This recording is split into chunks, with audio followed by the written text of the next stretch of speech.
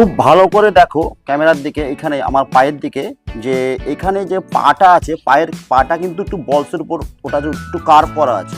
এখানে খুব ভালো করে দেখো, এই যে ব্যাটের যে পার্টটা রয়েছে, এই রতন ভট্টাচার্য, কে এই রতন ভট্টাচার্য? একজন স্টুডেন্ট আমাকে কমেন্ট করেছে। কি কমেন্ট করেছে? যেটা কিন্তু সমস্ত ক্রিকেট স্টুডেন্টদের জন্য একটা ম্যাক্সিমাম প্রবলেম সবারই হয়ে থাকে। কোন বলে কি শট খেলবে, এটাই কিন্তু সে বুঝে উঠতে পারছে না। আমি বলবো শতকরা প্রায় 90% স্টুডেন্ট যারা বিগিনার, যারা ক্রিকেটটাকে সবে শুরু করেছো, তাদের মধ্যে কিন্তু অনেকেই এটা বুঝতে পারো না যে তোমরা কোন বলে ঠিক কি শট খেলবে। এটা বোঝা কিন্তু খুব দরকার, যাকে এক কথায় বলা যায় শট সিলেকশন মেথড। কি করে তুমি বড় শট সিলেকশন করবে, কোন বল ডিফেন্স করবে আর কোন বল রাখবে, এই সমস্ত বিষয় কিন্তু আজকের ভিডিওতে আলোচ্য বিষয়। চলো তাহলে শুরু করা যাক আজকের ভিডিও। বডি ব্যালেন্স হওয়া 1 নম্বর।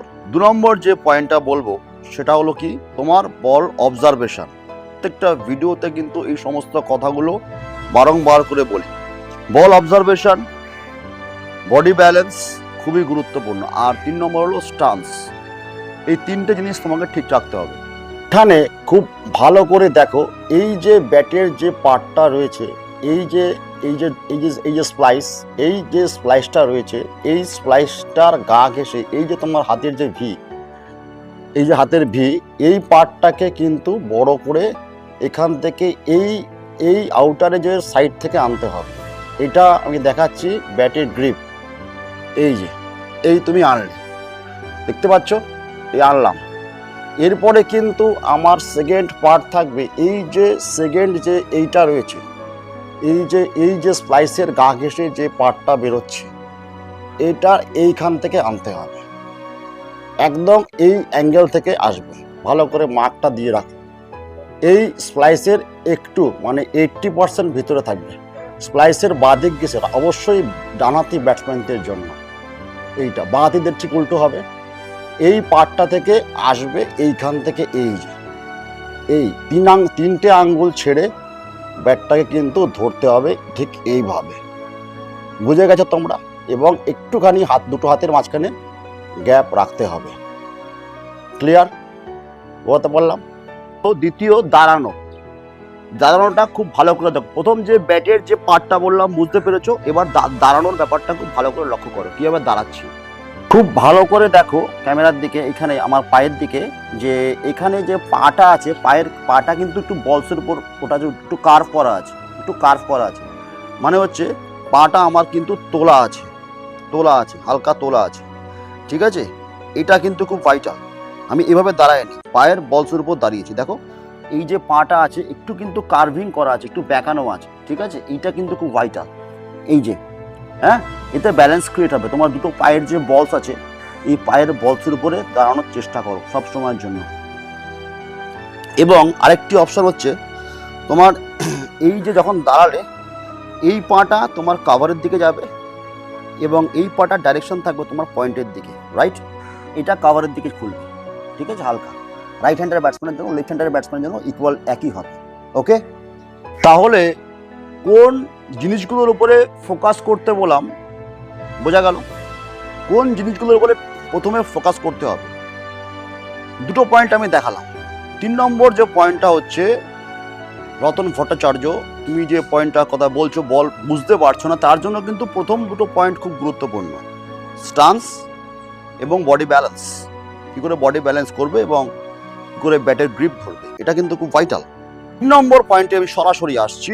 তুমি যদি এই দুটোতে অক্ষত থাকো, বুঝতে পারছো না তোমার 3 নম্বর যে প্রবলেমটা, যে বল অবজারভেশন, তাহলে আমি আবারও বলবো যে ট্রিগার মুভমেন্টের উপরে ভিডিও আমি বানিয়েছি, আবারও হালকা করে দেখে নাও। দেখো এখান থেকে ব্যাট রাখা, যে বললাম পায়ের সামনের পাটা তোমার থাকবে কভারের দিকে খোলা। এবার এখান থেকে জাস্ট আমি ব্যাটটাকে হালকা লিফট করলাম কোমর হাইটে। যেই আমার এই যে শোল্ডার আছে, এই শোল্ডারটাকে খুলে দেবো না কখনো, এইভাবে ব্যান্ড করবো না, বলার দিকে না দেবো না, একটুখানি খুলে রাখবো। এতে কি হবে, এতে আমার অবজারভেশনটা ক্লিয়ার হবে। তোমরা যারা ভিডিও দেখছো এই মুহূর্তে, যারা ক্রিকেট খেলো, আশা করি আমার কথাটা বুঝতে পারছো। শোল্ডার, এলবো এবং হাতের যে তোমার রিস্ট তিনটেকে এক লাইনে রেখে এবার আমাকে জাস্ট একটুখানি এখান থেকে হালকা করে সামনের দিকে যেতে হবে। কি দিয়ে? মাথা দিয়ে। বলার হাত তুললো উপরে বলটা করার জন্য, হ্যান্ডটা রেস্ট করলো, সেখান থেকে কিন্তু আমার অবজারভেশন শুরু হয়ে গেল, ফাইনাল অবজারভেশন। এবার এখান থেকে জাস্ট ওয়ান, এইবার আমার একটা আই লেভেল তৈরি হলো।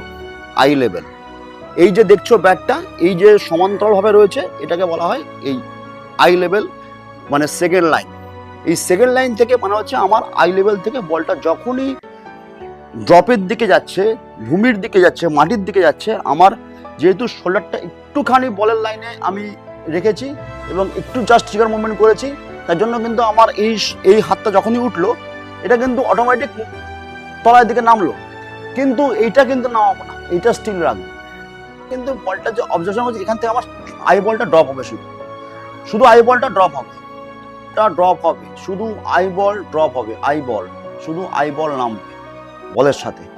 যখনই আই বলটা বলের সাথে নামলো আমি কিন্তু বলের স্পট দেখতে পাবো ইজিলি, এবং তারপরে কিন্তু আমার শটে যাও।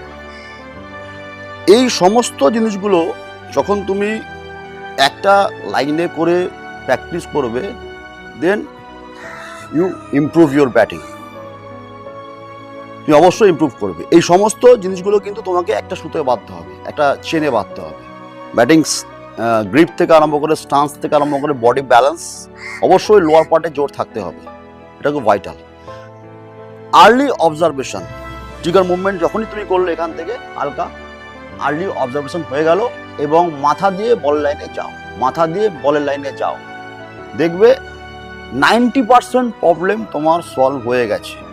এরপরেও যদি তোমার কোনো রকম সমস্যা থাকে সরাসরি আমার ইনবক্সে, বেঙ্গল ক্রিকেটে আমার ভিডিও ইনবক্সে এসে মেসেজ করো, আরও বিস্তারিতভাবে এই ব্যাপারগুলো আমি বুঝিয়ে দেবো।